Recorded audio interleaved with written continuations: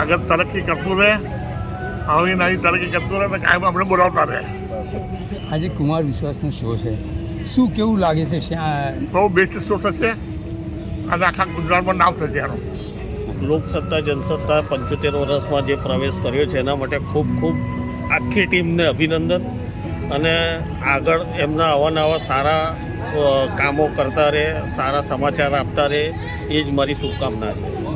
આ શો તો હવે કુમાર વિશ્વાસ જ એક નામ છે, બરાબર છે, અને એ જે સુંદર રીતે કૃષ્ણ ભગવાનના કથાને વર્ણન કરે છે એ અદ્ભુત છે, એટલે એમને સાંભળવો બી એક લાવો છે.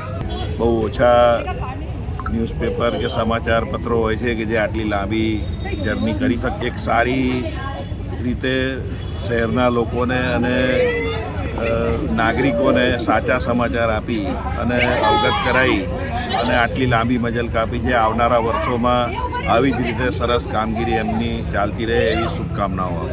આ એક બહુ સુંદર શો છે જેના માટે બધા આતુરતાથી રાહ જોતા હોય છે. વડોદરામાં પહેલી વાર થવા જઈ રહ્યો છે, એનો શ્રેય આ કાર્યક્રમને મળે છે.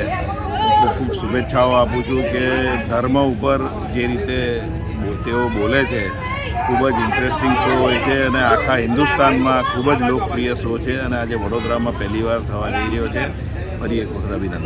અને બહુ સરસ ઇવેન્ટ કરી છે, અને ટીઓવીની મહેનત દર વર્ષની જેમ આ વખતે પણ રંગ લાવે એવી ટેસ્ટ ઓફ વડોદરાની ટીમને પણ ઓલ ધ બેસ્ટ, અને લોકસત્તા જનસત્તાને મેની કોંગ્રેચ્યુલેશન.